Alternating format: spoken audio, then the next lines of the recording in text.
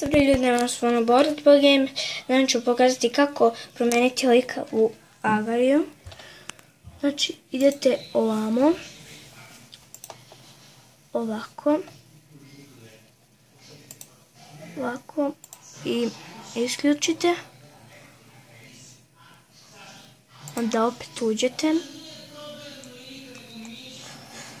Da mi samo ukucam.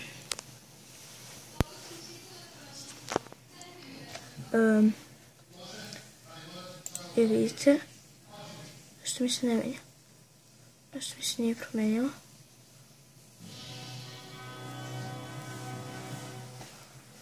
Samo nešto vidim.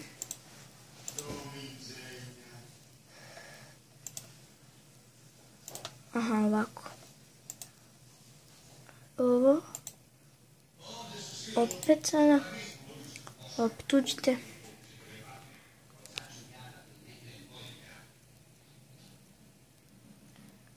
Kako treba ovo dugo da se ukuca.